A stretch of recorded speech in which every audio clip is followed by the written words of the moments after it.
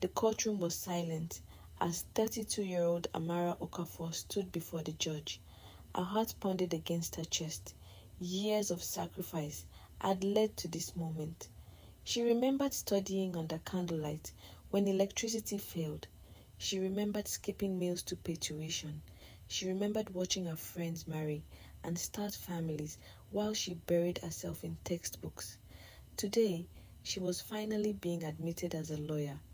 As the judge congratulated her, tears formed in her eyes, not because she was emotional, because she had made it. After the ceremony, she called her mother. "Mama, I did it." Her mother cried before she could finish the sentence. "My daughter is now a lawyer." That night, Amara sat alone in her apartment, staring at her framed certificate. For the first time in her life, the future looked exactly the way she had imagined.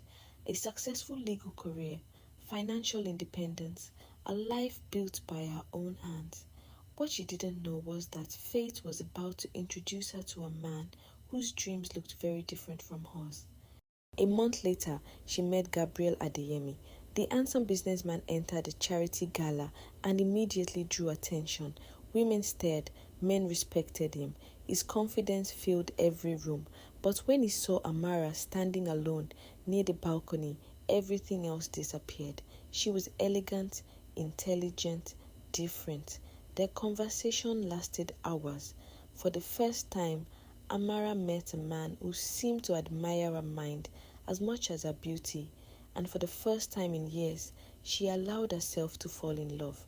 6 months later, their wedding was the talk of the city. Crystal chandeliers sparkled above hundreds of guests.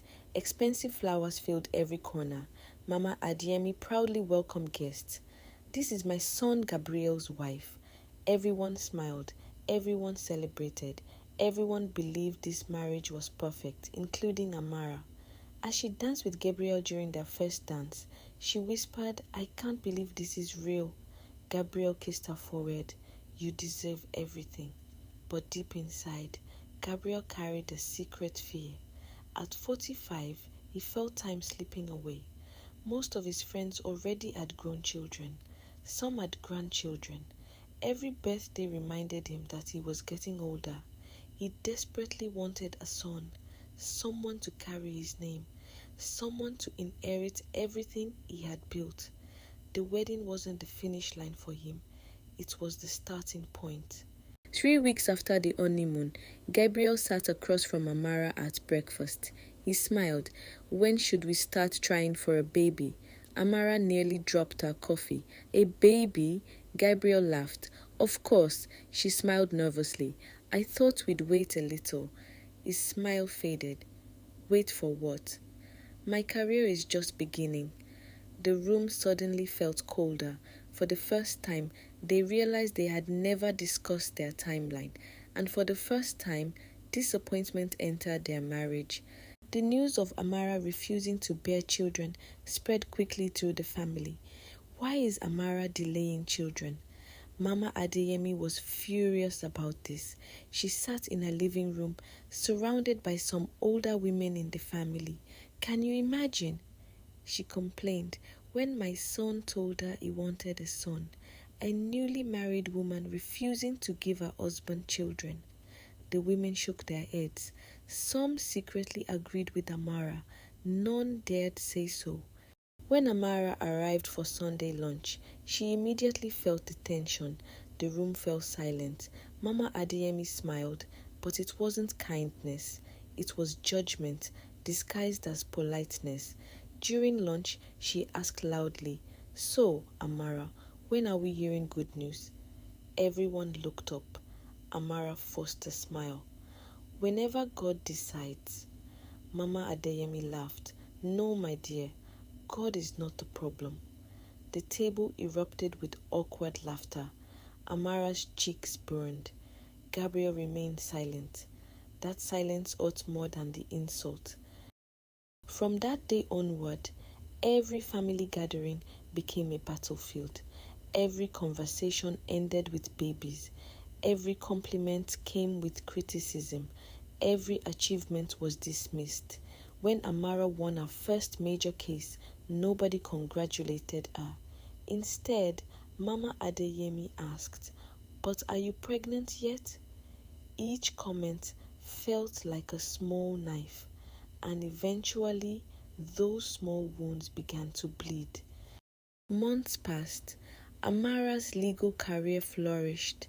She was becoming one of the most promising young lawyers in the city, yet every success created new tension at home.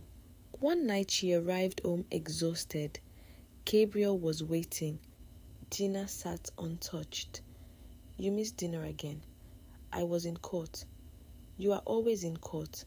His voice was sharp, his eyes cold. "I am building my career."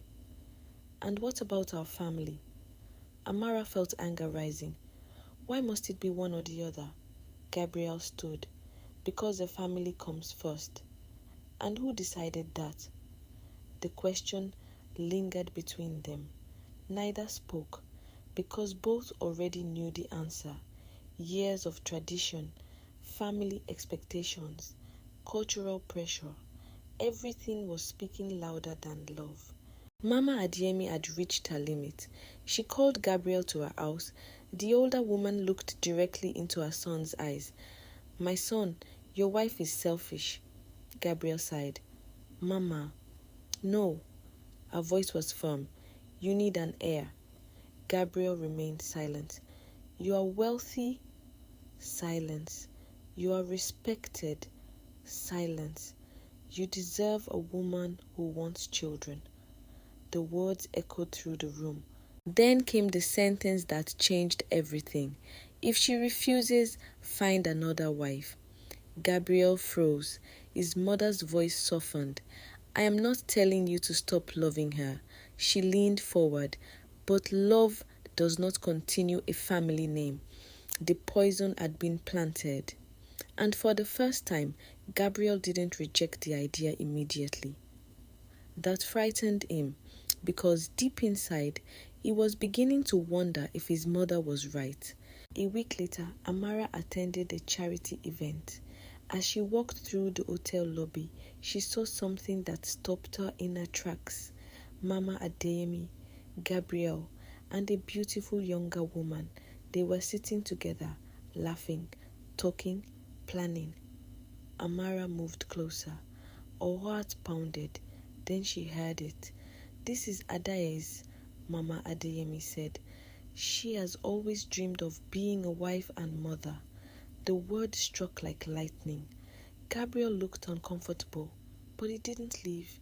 He didn't defend Amara. He simply sat there, listening. In that moment, Amara's world shattered, not because another woman existed, but because her husband had allowed someone else to audition for her place. Tears filled her eyes. Years of hard work, years of sacrifice, years of dreams. Suddenly she was being asked to choose a career or a marriage. For the first time, Amara wasn't afraid of losing Gabriel. She was afraid of losing herself.